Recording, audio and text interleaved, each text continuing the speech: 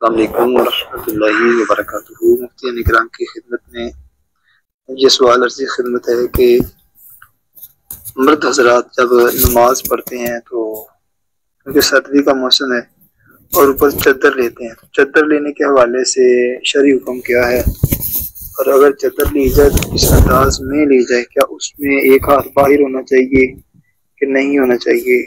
اور اس حوالے سے شرعی رہنمائی فرما دیں۔ اللہ تعالیٰ دونوں جہاں کی برکتیں اور بھلائیاں نصیب فرمائے۔ السلام علیکم ورحمۃ اللہ وبرکاتہ۔ جی وعلیکم السلام ورحمۃ اللہ وبرکاتہ۔ آپ کا سوال ہے کہ سردیوں کے دن چل رہے ہیں، چادر لے کر نماز پڑھنے کا طریقہ کار پوچھا آپ نے کہ کیا چادر لے کر نماز پڑھ سکتے ہیں؟ جی محترم پڑھ سکتے ہیں، لیکن چادر جو ہے وہ اس انداز میں آپ لیں گے تو اس کا ایک پلو جو ہے وہ آپ کے سر سے ہوتا ہوا دوسرے کندھے کی طرف جائے گا، یعنی دونوں کندھے جو ہیں ان کے اوپر چادر ہو، تو یعنی دائیں سے بائیں طرف یا بائیں سے دائیں طرف آپ چادر کو پھیریں گے تو اس انداز میں آپ نماز پڑھ سکتے ہیں، نماز ہو جائے گی۔